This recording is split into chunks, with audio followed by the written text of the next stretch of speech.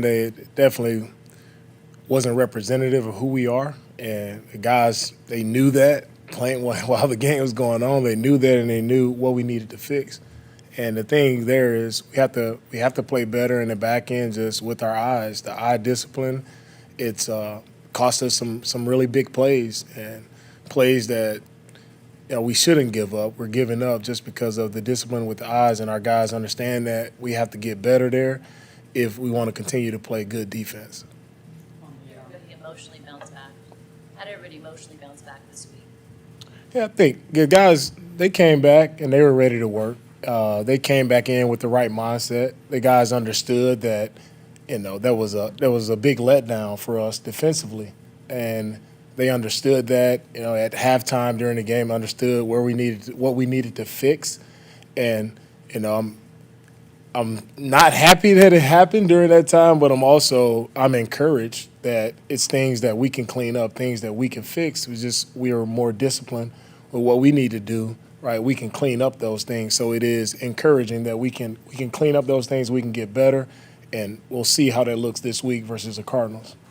Against the Seahawks, you had Charvarius Ward follow DK Metcalf around. Why not do that with Devontae Adams in this game? Any sense that you wanted to kind of test Diamador and just kind of give him a nice challenge in this game? Right. No, that's when it comes to traveling and things like all of that is pretty much is dictated on coverage. So it could be coverage that Mooney is traveling, and it may not be. So it's all game plan. It's all based on different calls, and it's not the same call every time we line up. So there will be different looks.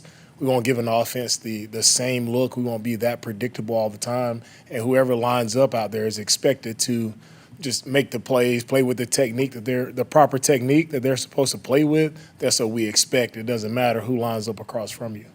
How would you gauge how Lenore's played this year coming in for Mosley, and whether there's growing pains or whether there's other issues here? Yeah, I think Demo is a young player who stepped in for us. I think he's done some really good things. He's grown a lot.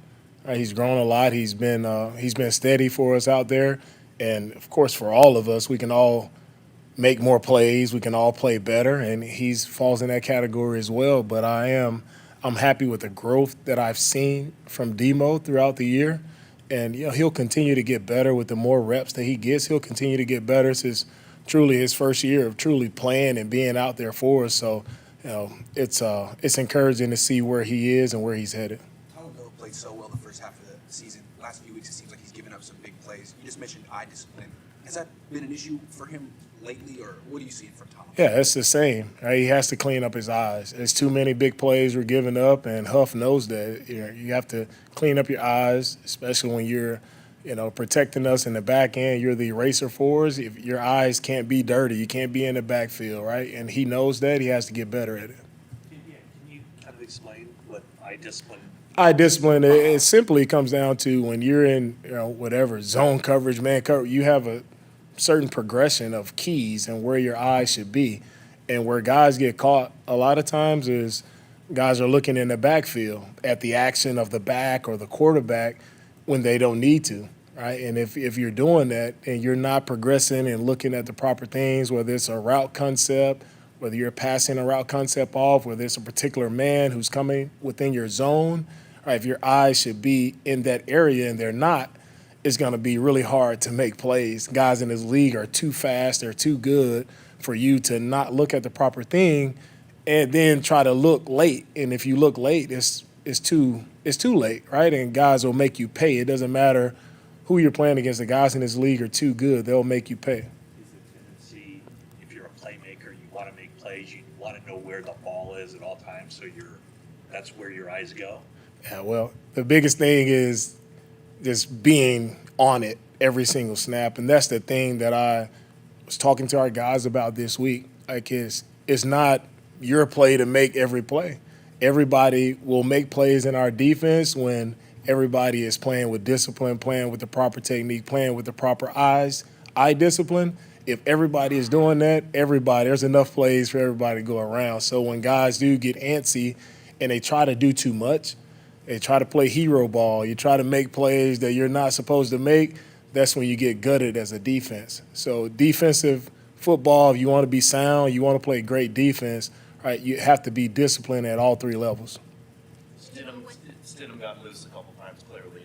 Afterwards, Nick talked about pass rush discipline, and we saw him one time for sure he stopped his pass rush when Stidham still had the ball. And that literally, sometimes you have to just maintain your angle almost at the cost of getting to the quarterback. Same thing with the eye discipline at the back end. It's the rush discipline up front, right? We allowed Stidham to get out way too many times for running past the level of the quarterback.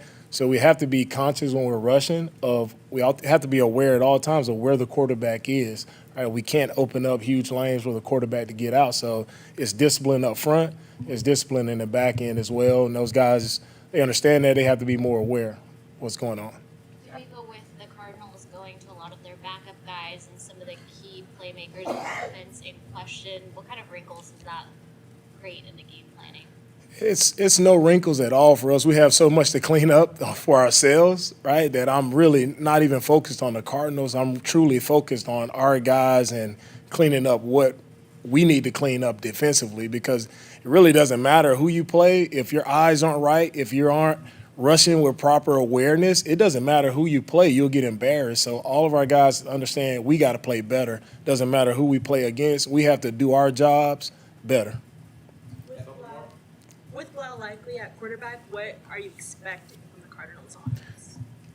I'm expecting our defense to go out and play the way we play defense. Again, it's to me, it's not about the Cardinals at all. Who's at quarterback? It doesn't matter. Honestly, defensively, Niners have to play Niner defense if we want to play good football moving forward. We've heard about the Friday team meetings, or maybe Kyle has gotten on Bosa. They both talked about gotten on some other players. Do you suggest some things to him, or is that just sometimes are you surprised when Kyle's kind of, whether it's teasing or just kind of pokes at one of your guys? Kyle, he has his deal when he meets with the guys and talking to both, talking to all the guys. Kyle does an amazing job in our team meetings and all of our meetings with the guys of, just motivating, making sure our guys are ready to go. And that's what, head coach has to motivate his guys, and Kyle does an excellent job each and every week of doing that, making sure our guys are ready to roll, ready to play our best football. I know you say it shouldn't matter who you're facing. After the game, Nick Bosa said it felt like the players underestimated Stidham. How, as a coach, do you guard against that happening this week with David Blau? Yeah, that's each guy, right? Mentally, what each guy is thinking going into the game, right? That's how they think. For me, it's just you never underestimate anyone. Right? There's no room to underestimate anyone. There's just a room to go out and just play your best. It doesn't matter who you line up against. You don't have if you're doing your best, it really doesn't matter who you're going against. There is no letdown in this league. There is no week off. Right? When you suit up, right, it's time to go out and play and be your absolute best. And it does not matter who is across from you. If you're not your best, and you can get embarrassed each and every week, no matter what's the team's record, no matter who's on the other side. That's what this league is about. You're gonna each and every Sunday, each and every time you go out, you have to be at your absolute best. In your experience, will a team like the Cardinals get a lift from a player like J.J. Watt playing in his last game? I mean, is that something that can lift an entire team? It could. I mean, JJ's been an excellent player in this league, a former teammate of mine, and very well-respected guy, a great person off the field, been a great player who's pretty sure a lock for Hall of Fame. He's just done a lot of wonderful things, on the field with the sack records, Defensive Player of the Year, off the field, the charity, the things that he does in the community. He's just such a great guy, right? And if that lifts them, whatever they need to help them, play, that's cool. But for us, it's again, it goes back to being about us. We just expect teams that we play against. I'm always expecting them to play at their absolute best, whatever motivates them, whatever they need to get up for the game, bring it on, because we're motivated and we're ready to go each and every week. All right. Thank you, guys. Have a good one.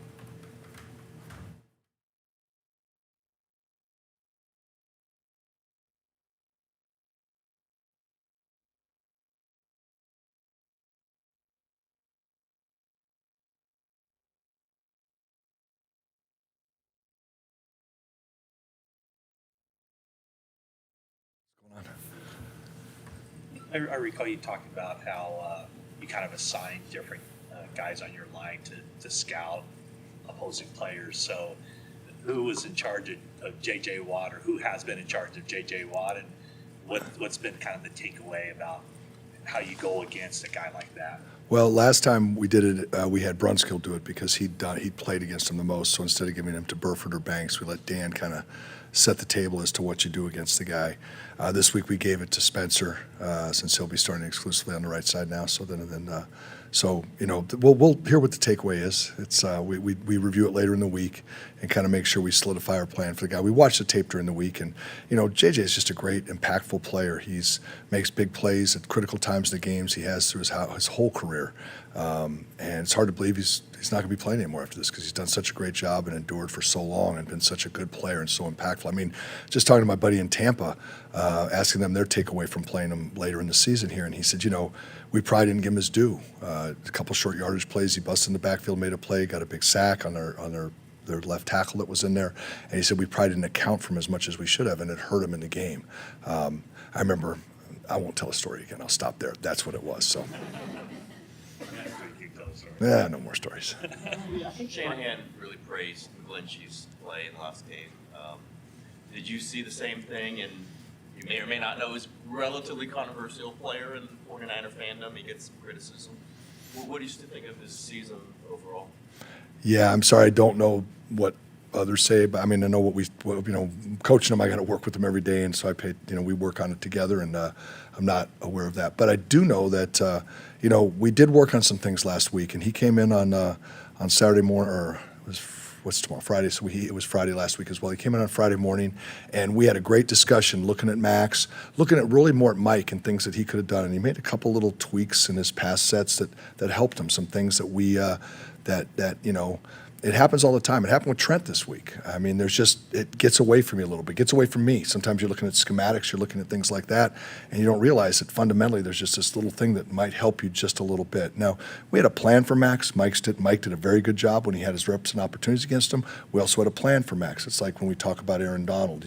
Those guys are great rushers. To say that somebody one-on-one did it, I'm not diminishing Mike. Mike did a good job, and I'm not diminishing at all, but we also have a plan, and it's everybody contributes. And I think if you asked Mike, he'd say the same thing. We had chips, we had slides, we had this, we had that. We had a lot of different ways to try to neutralize a good player like that, because it's never just going to be, hey, you got him, here you go. And but Mike did, and part of it was some of the fundamental tweaks that he made during the week that helped him. And I think he went in with a good mindset, and we were fortunate with the way the game went, and did a really, really fine job. So I'm happy for Mike in the game that he played, but now it's this week, and all it takes is one play and two plays here and there, and it's the same thing. That's the life of an offensive lineman. It's like nobody knows the long snapper until the ball isn't snapped properly, and then everybody knows the long snapper. So that's kind of an offensive lineman, and that's where Mike is right now. Is there almost more pressure on the guys who aren't lined up next to an Aaron Donald or a J.J. Watt or a Max Crosby for them to hold up their end of the bargain while the focus is on that one outstanding defense? There certainly can be. Yeah, there certainly can be. When you've decided to do something to focus to take away a guy, the other guys you're saying have to hold up. And so there's it all depends on where the guy is and what his skill set is and how you can handle him and how you're going to take care of him. That does do it. And the great thing for us as an offensive line is Kyle is so flexible with how we can adjust things to help linemen. And we've had to be, because you have to adapt to having Aaron Donald in your division. And if you just say, well, we're just going to let the chips fall and we're going to block Aaron Donald like we would any other three technique, you're in for a long day.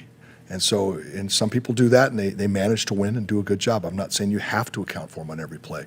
We've just decided, so we started to create within our system the ability to be able to do it. And it's grown over time because Kyle, we've thought of ways, the linemen have suggested things, I have, Kyle thinks of something, and then we try to incorporate it and find other ways to do some of the same things, maybe still allowing as much flexibility in the passing game as we can, and then still being able to either protect. And then the run game, accounting for, what they do to disrupt, being careful of what we run at or away from those guys. So it does put, though, to answer your question, a lot of pressure on the other guys, but that's the way it works. The good thing is those other guys also get help when they happen to draw JJ, or when they happen to draw Max, or when they happen to draw Aaron Donald, because he doesn't just exclusively line up on one side like Max did. The other guys benefit too. Hey, we're going to come help you too. So it spreads it out a little bit. On McCaffrey's screen in the fourth quarter, game like 40 yards down the left sideline, Brunskill had that block. He had to get out on a push, I guess. What got fully outstretched?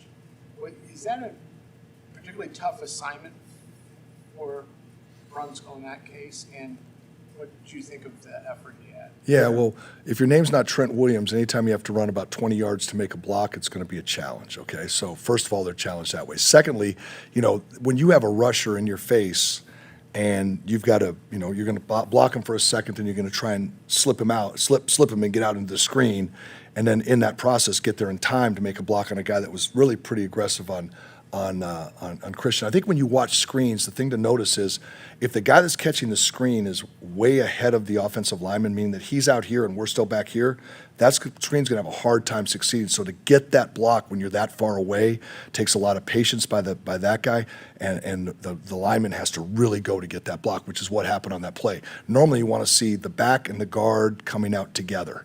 And when you see that, that's like one of the key timing points in the screen, because now whoever's coming to defend the screen, he's lined up for my big guys, right? Because they're not going to be running around in space all the time. That lines everything up for them. Then the back can set the block. When they're way ahead, then like happened to Dan, he's just running his butt off to get out there and then just laying out. I credit Dan.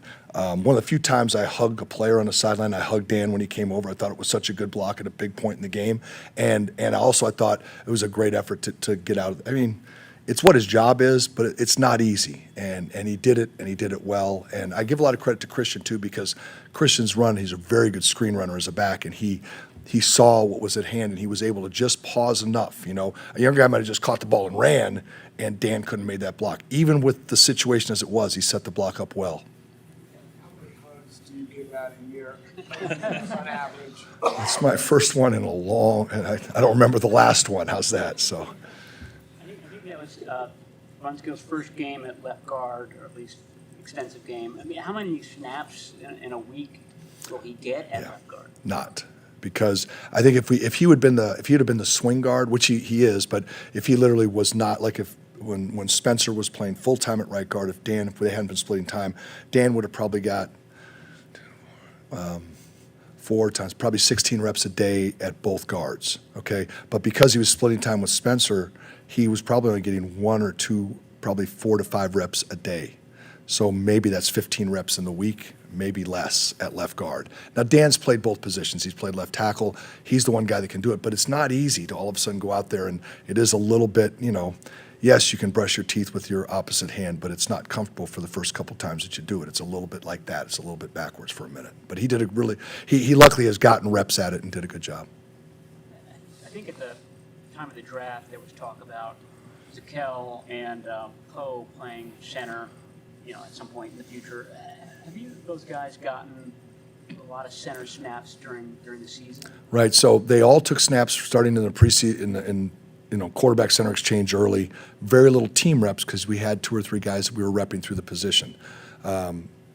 When we get to this point in the season, what happens is the way it works, as long as you have 2 guys, as long as your backup center isn't playing all the time, which in this case Dan wasn't, you feel pretty good going into a game with 2 centers because he's not on the field all the time. But when both your guys that are your centers are on the field playing, you get a little bit nervous because you're now putting both of them at risk more. So now you have to say, so this week we have had to up the reps, and now they've actually started taking reps with the scout team, reps with not with the offense at center, but Dan takes the second reps with the offense at center.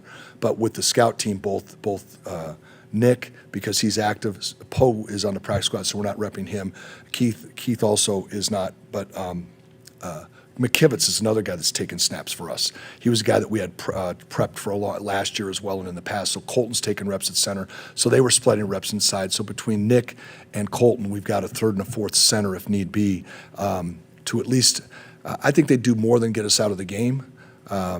For example, when they used to only let us dress 7 linemen, I've had a couple games where we had to put a tight end at tackle at the end of the game. That's getting you out of a game where you're holding on and you're not getting out of the game very well. These guys could actually go in and snap the ball and have some success playing center, albeit they just haven't had a lot of reps. Anything else? All right, thanks, Coach. It's good. Thank you, guys. Appreciate it.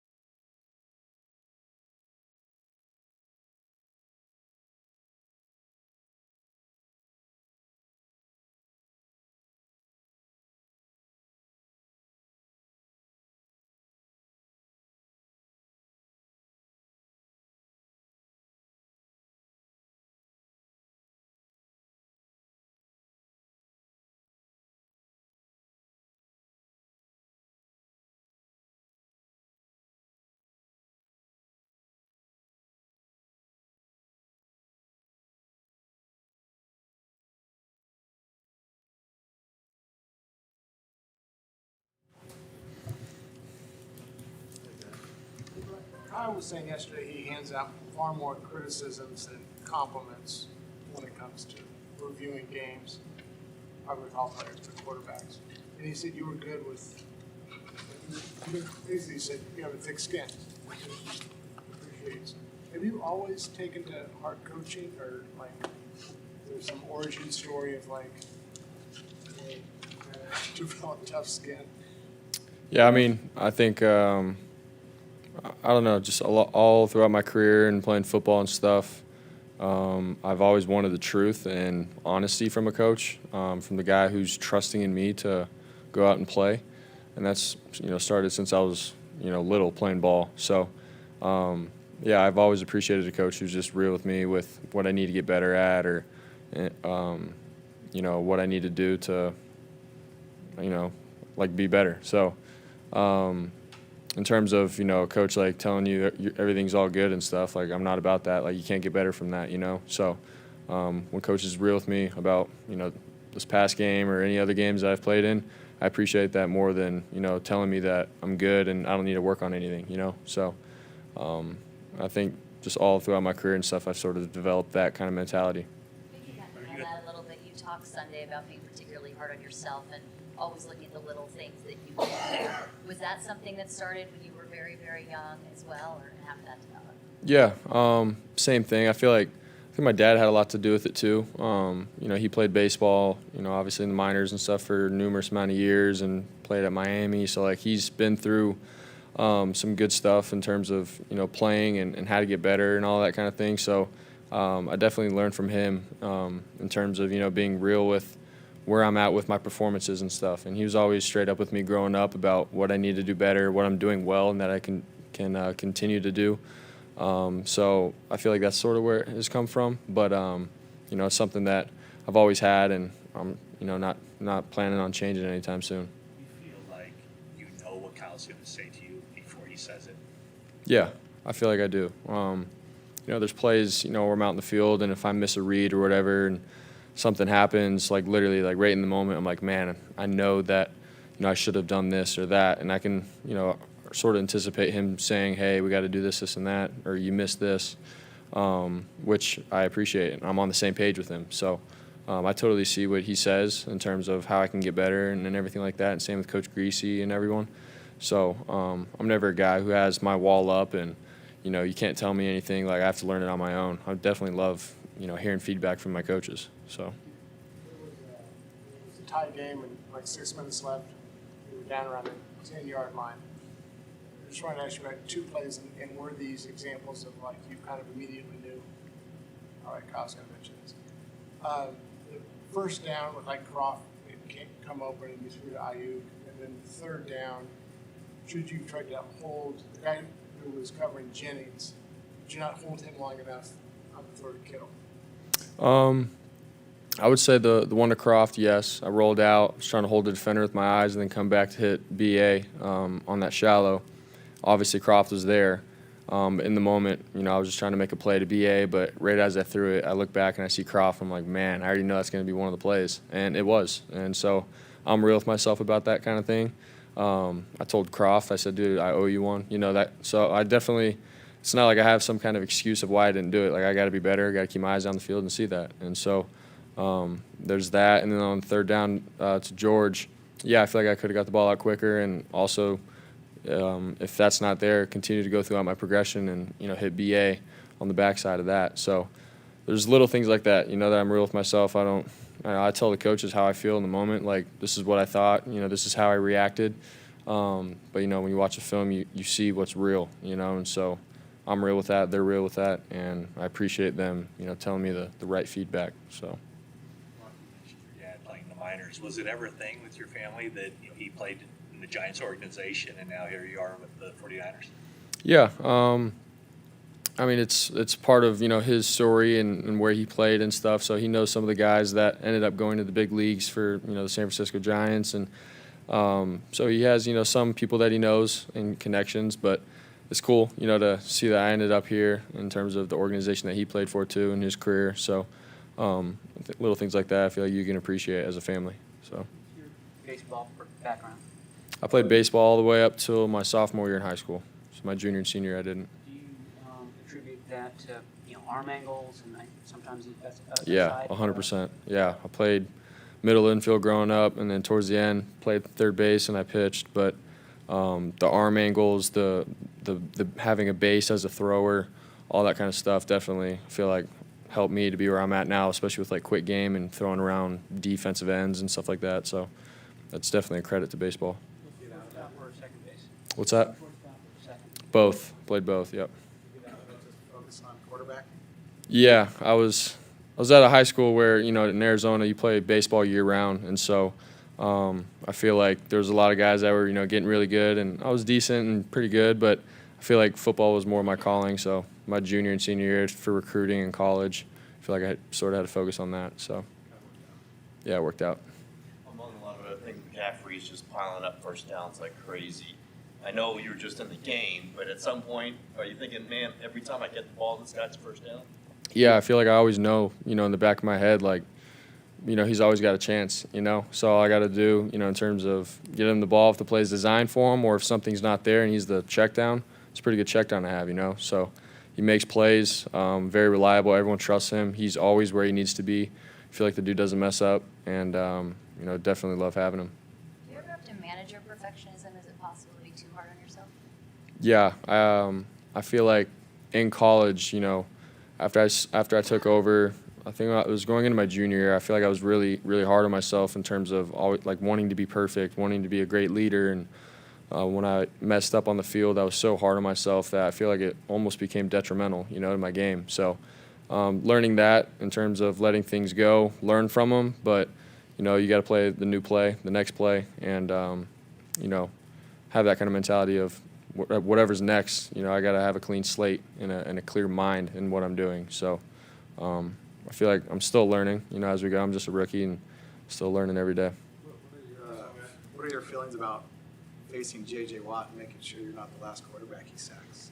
Yeah, definitely respect him with everything that he's done in his career.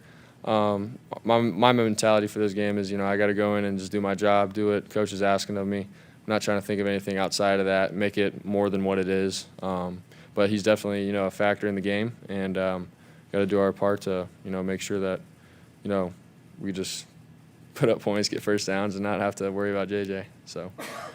And then you faced, well, no, you didn't face him.